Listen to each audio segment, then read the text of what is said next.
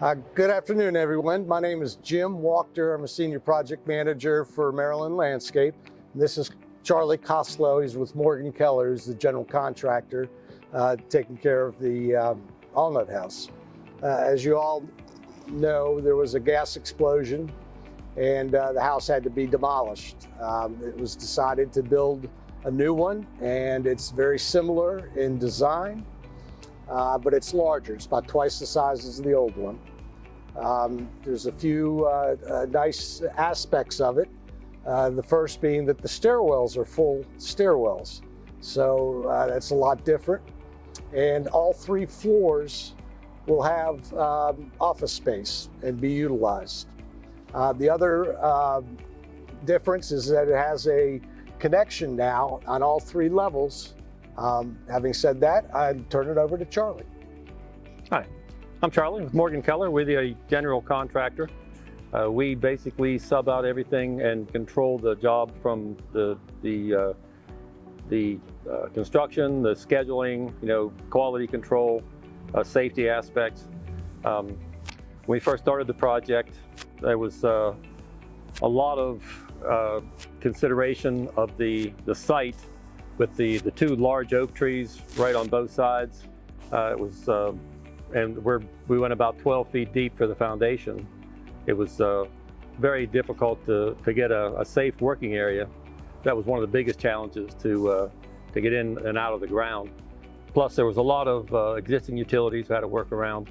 There was an existing sewer line that came across the connector about 3 feet deep that we had to get inside the building, reroute that inside the building, and then come out on the other side of the connector before we could even start digging the foundation in that area. We're very limited on laydown areas and staging areas.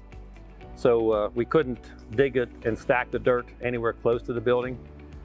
We trucked the soil to one of the fields behind the corporate office here. There's a couple hundred truckloads over 3 to 4 weeks to get the foundation dug.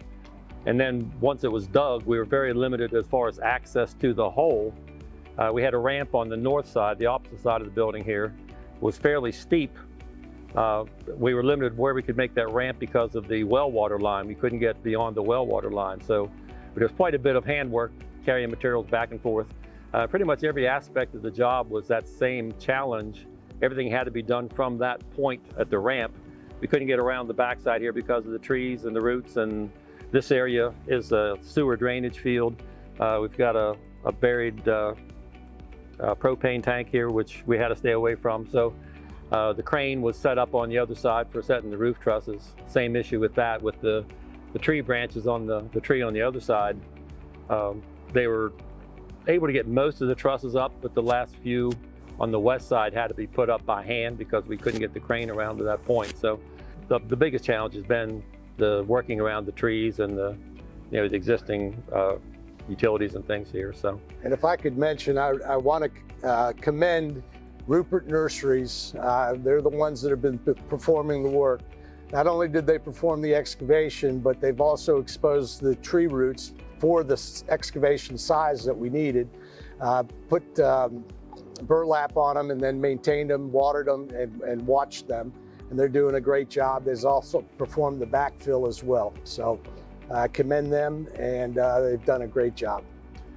And one of the advantages of working here at the Ruppert site, they have a lot of equipment, a lot of manpower on site, that if we need help with something, moving equipment or moving materials or putting up a silt fence or digging a trench real quickly, they have manpower and material that they're able to help us out on a regular basis. So, and they're also working as a subcontractor as well as an owner for Morgan-Keller. They're like Jim has said, they did the excavation and they're doing the backfill.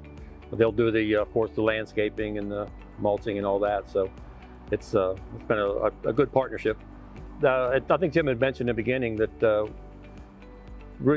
Craig's goal all along has been to be back in the building, or at least have the final inspections done by the 1-year anniversary of the accident. And we're shooting for that on our timeline. So at this point, we're ready to meet that. By September 6th, we should have our final inspections. And I just want to thank you for watching. We look forward to showing you the finished product when it's all said and done. And if you're in the area, you can come view it for yourself. Thank you.